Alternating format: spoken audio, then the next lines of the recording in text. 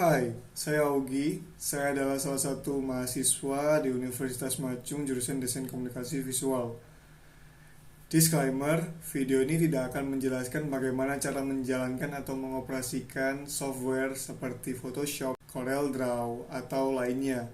Dan video ini bukan sharing mendalam tentang desain profesional, karena saya sendiri bukan seorang art director maupun desainer. Video ini tentang bagaimana konsep desain yang penting, bagaimana kita dapat menerapkannya dalam kehidupan sehari-hari. Pemahaman ini penting karena dapat dilihat dari perkembangan dari masa ke masa. Dunia sangat cepat berubah, sehingga paling tidak pemahaman tentang desain dapat dipahami oleh semua orang. Mari kita mundur ke tahun 2000-an ke bawah, di mana saat itu pengetahuan desain teknologi sangat eksklusif. Saat itu kebutuhan desain masih ditujukan untuk profesional, belum personal seperti sekarang. Jika kalian membutuhkan sebuah desain, maka kalian harus pergi ke orang atau tempat percetakan yang menyediakan jasa desain.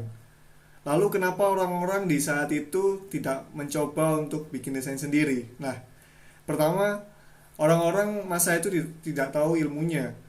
Karena orang mendesain harus bisa menguasai software tertentu seperti CorelDRAW, Photoshop, dan lain-lain. Namun, di masa itu juga tidak semua orang memiliki komputer.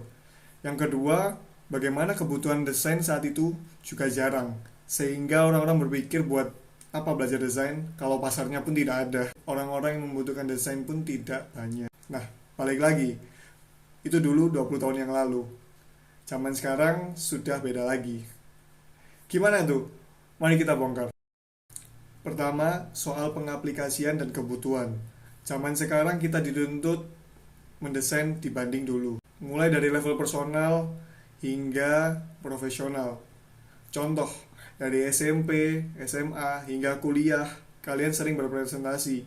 Maka kalian harus desain deck presentasinya agar terlihat lebih proper. Atau kalian punya bisnis jualan di Instagram, maka kalian butuh untuk mendesain feed, logo, dan sebagainya. Yang kedua, yang membedakan zaman sekarang dengan zaman dulu adalah akses ke software-software desain yang semakin mudah. Selain mudah didapat, juga mudah dipakai. Kalau sekarang mau desain sudah tidak perlu software Photoshop, CorelDRAW, Illustrator, dan lain-lain. Tapi balik lagi, konteksnya personal ya, bukan profesional, yang membutuhkan software yang lengkap untuk memenuhi kebutuhan industri.